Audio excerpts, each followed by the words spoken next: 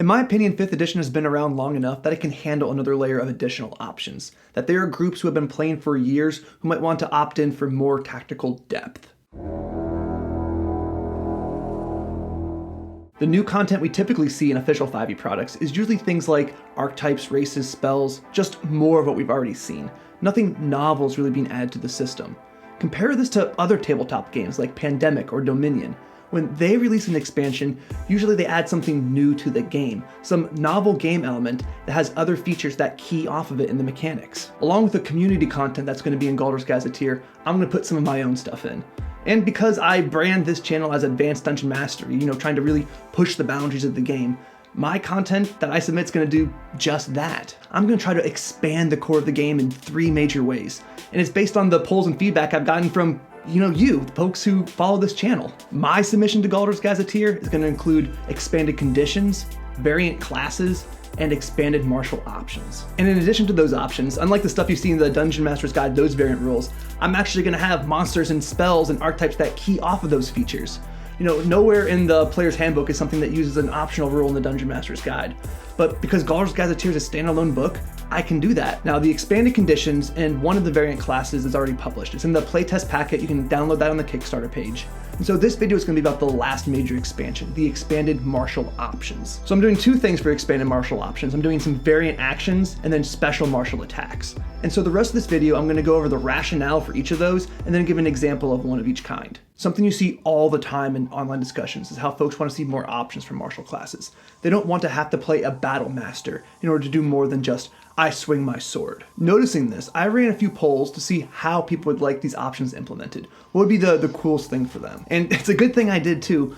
My instinct would have been to put in more weapon options. After all, exotic weapons are a part of the game's legacy, and if we were careful and conservative, we could avoid some of that spiked chain nonsense. But that's not what people wanted. What people really wanted was more actions.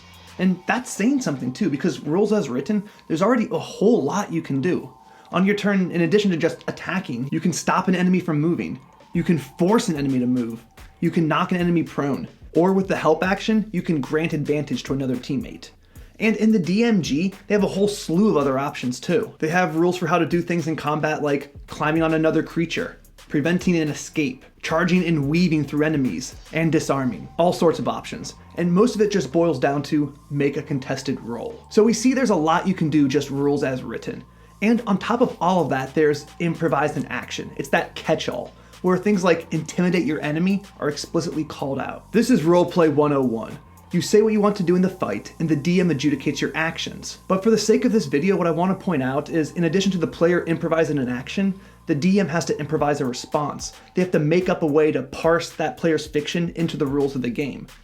And they do it on the fly, which means that it might not be the same next time. And even if it is the same, it doesn't mean that that's fair. Going off of all of that, where does that leave us as game designers? Well, when folks say they want more martial options, what I think they're really looking for are rules that cover situations not solved by a contested roll, provide consistent, viable player options, not restricted by asking the DM through the improvise in action, and most importantly, it should inspire players to try to do cool new things in combat, to give them tools to try and build an exciting and cinematic story. I've been working on 4 new variant actions. Harry, where you hinder a foe. Guard, where you protect another creature from harm. Sunder, where you try and destroy something being carried or worn by another. And Escape, which is an easy way to withdraw from combat.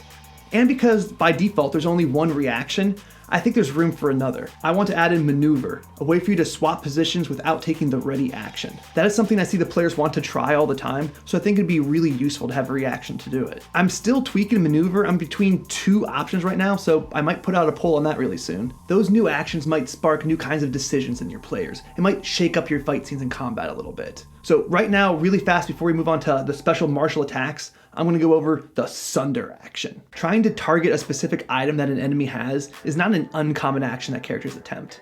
I'd say it probably happens about once or twice in adventure. You try and break the sorceress's crystal orb. You cut open the sack the bandit is carrying. And if we had an explicit rule for that, we'd probably see it more often too. Clever players might try to target an enemy's weapon or armor, or even the enemy's spellcasting focus. Right now, how to implement that mechanically is left up to the DM. Do you roll with disadvantage, a -5 to your hit roll to use the disarm action? It's, whatever the DM feels like. And that's okay. It's alright to empower the DM to adjudicate a scenario ad hoc. The game is designed such that there is no rule for every corner case, and the DM knows that. The DM is expected to make something up and keep the action flowing rather than feel compelled to look up a rule. But that's why this is an expansion. It's a variant that experienced players can opt into. Luckily, hidden in the rules of basic 5e, there is already a framework for how to sunder objects. There are tables for objects' armor classes and their hit points. Building off of those tables, all we really need to do with our sunder action is just remind players and DMs that there are already rules in the game for breaking objects.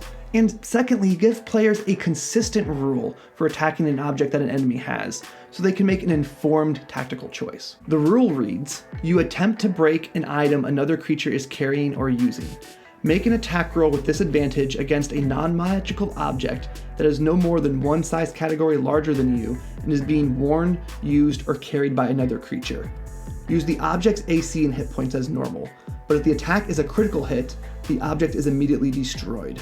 And for those DMs who don't feel like tracking an object's hit points, I made a little sidebar too, an optional rule for this option. If the object is hit with an attack that deals damage to it, the object is damaged. If the object is already damaged, it is instead broken and the creature can no longer benefit from its use. A fragile or tiny object is broken as soon as it is damaged. Alright, that's the Sunder action. I hope your party gets a kick out of destroying the Black Knight's shield, the Fallen Cleric's holy symbol, or the rival party's last healing potion. On top of expanding the normal actions, which would be available to everybody, I want to create some Marshall-specific options, something to make them feel special at higher levels. If casters are unleashing powerful magics to sway the tide of battle, Marshals are taking down waves of enemies, delivering impossible blows, and delivering effects that would down most mortals. We want Marshals to have something all their own to emulate that feeling. So to make sure these special attacks are only available to these classes, I'm gonna gate it behind the extra attack feature. The idea is, if we have 2 or more attacks, we can treat them like a resource to spend. Those new actions, as well as the variant actions found in the DMG, are highly situational. The scenarios to take advantage of them don't come up very often. So another thing that I think folks who play martial classes are really wanting is consistently viable offensive options. Options that several times a session give them a meaningful tactical choice. So that leads us to our obvious first question. Would you rather give up 2 attacks for one super awesome attack? Or have your second attack be something that's special, but not as powerful as the above? So I took a poll and the results were clear. 4-1, people preferred to have a second special attack. So that's what we're gonna do. And I think, imagine how shove works, right? It can take the place of one of your attacks. I think there's a whole lot of design work that can be built around that idea. So why not the first option? I think people were against the idea of one mega attack because giving up on your second attack costs you accuracy. So from that, we can infer that in order for our special attack to be attractive, it has to be accurate. I'm gonna have it go off after the hit, almost like a rider. With all of that in mind, here are our design considerations. The special attack can't be the best option at all times. Because shoving and grappling can take place with either one of your attacks, this special option has to be better than that because we are restricting when you can use it. You're decreasing flexibility. While they have to be slightly better than shove on its own, they have to be weaker than each of the fighter's individual maneuvers. We know this because we can compare the disarm maneuver to the disarm action in the DMG. So we end up having a pretty narrow design space for our special attacks. And I'd like some semblance of different weapons to be incorporated into the special attacks. I'm just way too sympathetic to the idea of different weapons doing different things to ignore it entirely. I got 4 of these on the workbench. I have bash for bludgeoning weapons, slice for slashing weapons, stab for piercing weapons, and then I have snipe for ranged weapons. All 4 of those are going to be in the second playtest packet, which comes out after the Kickstarter ends. So in this video, I'm gonna go over 2 of those martial options. The 2 main dials we can use for our martial attacks are accuracy and damage. So here are the 2 I chose to really give examples of that. We're gonna look at stab and snipe. When you stab, you essentially trade your second attack to try to dig your blade in deeper for extra damage. When you take the attack action and hit with a melee attack using a weapon that deals piercing damage, you can choose to forego one of your subsequent additional attacks in order to drive your weapon deeper. When you take the attack action and stab, you make a second attack roll against the same target immediately after you hit it. If the second attack roll beats the target's AC by 5 or more, roll the attack's damage dice twice more, adding it to the total. I had to be really careful how I worded that to avoid the ambiguity of melee weapon attack. making sure that's when you hit somebody in close quarters with a weapon that pierces them. I also had to be really careful when writing the timing of this rule, making sure it goes off after the first hit, so as not to encourage divine smite abuse by paladins. Essentially, you're trading the option to do another full attack with any benefits and riders that might bring, and the option to attack a second target in order to lower the threshold for you to do crit-like damage. The second special martial attack we're going to go over is Snipe. Now, I know how we talked about people not liking trading 2 attacks for 1, but the issue was folks hate missing.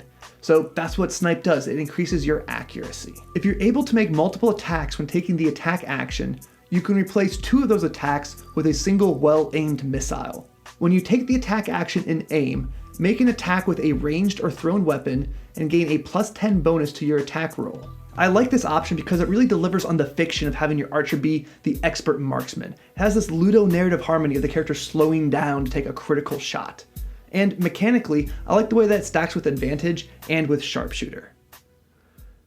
Yeah, that's it. That's the video, folks. This was a really interesting one, I thought. A lot of folks are wanting martial options, and so I just threw my ideas out there. I am really keen to hear all of your folks' opinions, because I'm sure that everyone's really invested in making this a great book. Galder's Gazetteer is ending in less than 2 weeks, so if you haven't done so, please sign up. It's a great opportunity to make an impact, not only in the D&D community, but for the greater good. We're just a couple $100 shy of our next stretch goal, which is factions.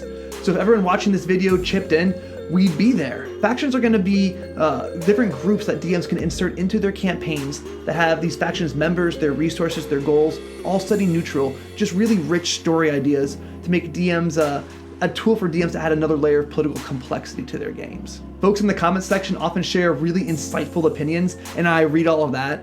I respond to almost everything, and this is a really critical video, so please let me know what you think in the comments below.